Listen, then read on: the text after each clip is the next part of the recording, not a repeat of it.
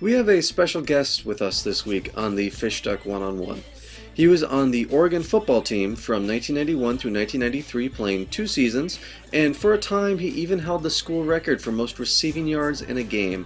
Also participating in the Oregon track team, he was a multi-talented athlete who remains closely tied to the program, having worked in the athletic department and also with ESPN, the Pape Group, and other successful business ventures.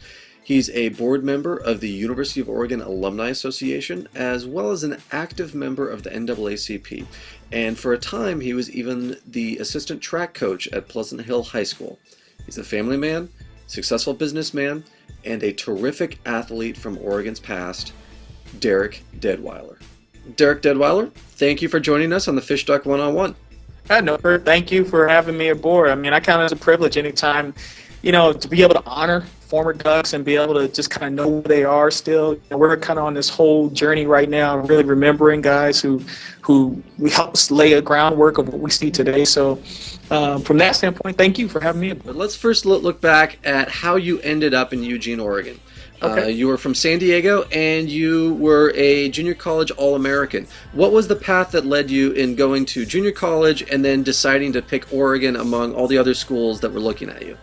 Well, let's back up to even when I was in junior college, when I decided I was just going to run track and not play football anymore. And the coach kind of came to me and convinced me that I needed to try out for the football team and kind of give it a go again. So I stepped out onto the field and, not knowing what the expectation was and was going to be. I mean, I was a running back in high school. So this concept of me becoming a wide receiver in junior college was new to me. So I had to learn in all ways how to become a wide receiver. And with that, I just happened to have a pretty good freshman year, but I had a whole bunch of guys that were in front of me who went D1 to different colleges, from Utah to Washington State and so forth. And you look at that and you go, man, maybe this football thing may work out. So I kind of, from that, worked on getting myself more prepared, and I decided to run track at San Diego Mesa. Had a very, very successful freshman year in track and field, but what it really did was it prepared me for football going into that sophomore year. And in my sophomore year, with no expectations, I had to get letters from colleges from St. Mary's, from Hayward State, which is a small school at the time when they had football, Cal Poly, San Luis Obispo, these small schools. And I was thinking, okay, yeah, I'm going to go to those schools and get a nice education and just play a little football while I'm there. Lo and behold, I had a great sophomore year, broke records, ended up earning an All-American status, and then from the St. Mary's of the world, all of a sudden I'm being recruited by the UCLAs, the Oregons, the Arizona States, the Tennessee, all these large universities that you used to think about when you were a kid, but you really didn't think you had the ability to get to those places. All of a sudden they all started calling and asking me about what my plans were and where I wanted to go from there. Of all the different schools you were looking at, what was it that made you pick Oregon? I was trying to choose between the final 3 schools that I was looking at was Oregon, Arizona State, and University of Pacific. And University of Pacific in Stockton, California was a very prestigious university, private school. Everybody knows it because Chargers owner was a major benefactor on that campus and so forth. And I had friends who went to that school, and my dad wanted me to go to the school because of the business school that they had there. Arizona State was a great school in terms of visiting. But what got me was 2 other gentlemen, one by the name of Lou Barnes, which you probably remember that name, and I got another guy named Clifford Hicks. I remember Clifford Hicks too. Okay, in the NFL for years. Both of those, well, I've known Clifford Hicks since I was a child. He went to school with my sister and all these things. So the minute I was trying to pick schools, I got a phone call from both of those guys telling me I needed to go to Oregon. And so I had to take that in consideration as far as an option. And, and then when I came on my recruiting trip, I just had an absolute blast. My recruiter, the guy who hosted me was a guy named Anthony Jones. And, he'll tell you the story, but he didn't really want to host me because he was like, why would I want to host a guy who may potentially be taking my starting position? Having grown up in San Diego and going to junior college in San Diego, how much of an adjustment was it from the pristine, perfect weather and beaches down there compared to rainy Eugene? How long did it take you to adjust to campus life and life in Eugene, Oregon? Well, I never adjusted. You just had to learn to live with it. And one thing that got me though was when I got up to Oregon, was the water. It was just really good. You think about water when it comes from a faucet or a tap water, you have this whole mindset of, man, it doesn't have any flavor. When I got to Oregon, I was like, man, this doesn't taste like chlorine. It doesn't taste like like salt rocks. I mean, what's going on here? So it was something about Oregon and the green and being in what I call at the time a college town, where everything was kind of surrounded around what U of O was doing on a weekly basis. Business environment, everything, I know that now, but everything here was about college life. And so I looked at that as saying, man, this is a great place. And so I adjusted to it very well. I enjoyed being in the green. I enjoyed the rain a little bit. But a little bit. I just enjoyed the environment. And, I had good friends here immediately. So you also played during kind of what I like to think of as the growing pains years. People sometimes think of them as the forgotten years because everyone looks at the history of Oregon. They go, oh well, the Bill Musgrave era, 1989, 1990, and then we skip over a time, and then there's 1994. Yeah, they forget about the growing pains when the joints are coming into place and everything's kind of, we have all that talent that basically started to come in. Right. And it was the Alex Moldens, it was the Herman O'Berrys, the Salila Malapai, all these guys, even Danny O'Neill, you had all these guys that came in and were maturing, but they were learning. And so I was one of those junior college guys that came in, being an All-American in junior college, coming in and trying to be able to work in that same kind of system. So we had all that talent in the world. But we just, for some reason, we just couldn't put it together on the field. You played, I believe, 9 games in the 1992 season. Well, how was that for your first playing experience? Actually getting out there and being able to be a part of the team, participate, be an active member of the offense? Well, what was interesting was that I was leading the team in receptions that year, and I really believe I was having a great year. My first game ever playing against the University of Hawaii that we lost, I had 8 catches for 108 yards that first game I ever played. And I was exciting, and I had a rushing touchdown that game. So it was an exciting year. It was fun. The Frozen Tundra of Washington State, and I remember that game to this day because Washington State was they were very high. Drew Bledsoe was doing very well, and we came in there and we whooped them. But I broke my collarbone that game. And right going into that game is when everything shifted for me as far as my mindset and how I looked at the game and where I was. And I ended up, from that, happened to meet my my current and only wife I have, which is over the last 18 years. We got to spend time together because of a broken collarbone. So then 1993 season comes along, and now you essentially doubled what you had done the previous year. It was a tremendous season for you. 58 catches, 800-something yards, 5 touchdowns. And the teams, it looked like there was a build. There was a progression. Like this year was going to build into something really great. The team started off 3-0, and then came the Cal game. And Cal game. That game, Oregon led 30-0 at halftime. Cal was ranked number 17 in the country. You'd had a couple of great catches. You had a 80-yard catch in the game and a 40-something yard touchdown as well. What happened? Because there's a lot of theories behind what happened in that game.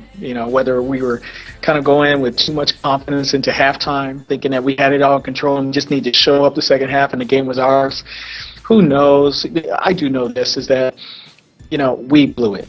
Blew that game. It was a big one. We had a great opportunity, and quite frankly, they won it. They did. Everybody talks about that 80-yard play that I had, but if you look on YouTube, Cal has it down as the drive that they stopped, and I caught the ball, got caught from behind, and everybody reminds me that I got caught from behind. I didn't want to bring it up, but if you had gone another yard or two, it would have been a touchdown. They wouldn't have stopped us on 4th and goal. No, and I always remind everybody, don't look back. Hindsight's 20/20, isn't it? Yeah. But I get caught, and they hold us, and of course they call it the drive. And it turned their season around and so forth. But even then, we still had ample time to be able to win the game. I mean, I broke the record that game. We had 11 catches, 236 yards. It was a great game. We had everything going for us, and I really believe it would have set us up for the rest of the season. But like anything else, after we lost that game, and truth be known, it really hurt us. It hurt us so much so that I didn't think we could ever rebounded from it. I mean, we were good enough to beat average teams, and we did. We beat average teams. But when it came to going against teams like USC, when it came going against Stanford, and when it came to going against who's the other one? University of Washington, which were the biggest, most critical that we needed in order to get ourselves bowl eligible, we lost those games.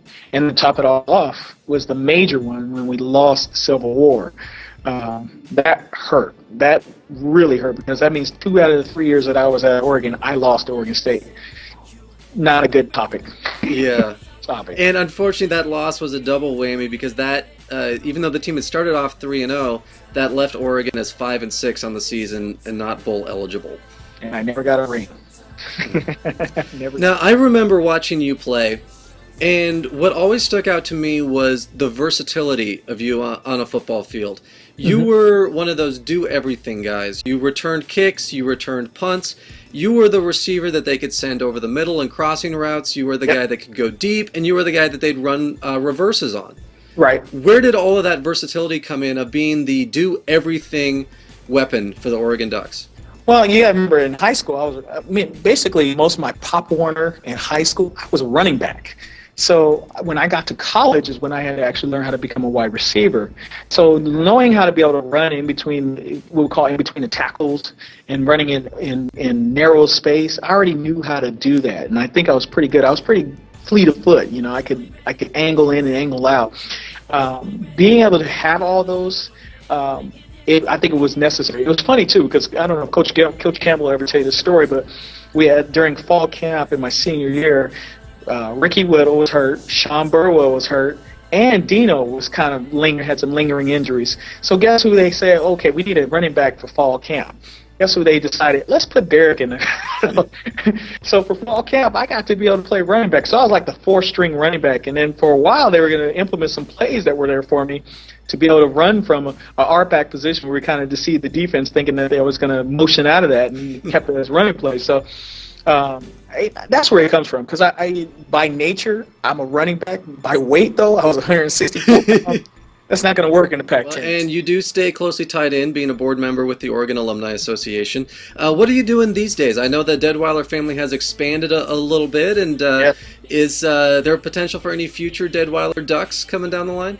Well, you know, it's funny. I thought my son was going to have a shot, but he's playing. He's got full ride. He's playing at Humboldt State University up there in Arcata, California. He's playing wide receiver. He's wearing number 8. Hey, you can't complain about that. Terrific. So he's doing very well. My daughter, who's a junior in high school right now, has aspirations to be able to run track and go to Oregon.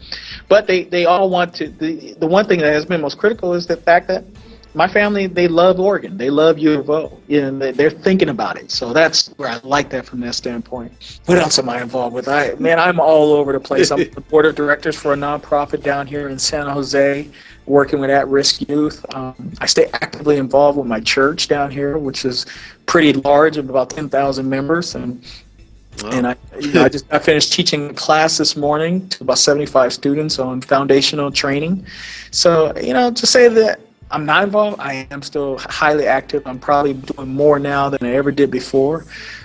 Physical goals, I'm trying to get ready for Tough Mudder this year. That's going to be my goal. And man, I'm enjoying life. That's all I can say, Kurt. Terrific.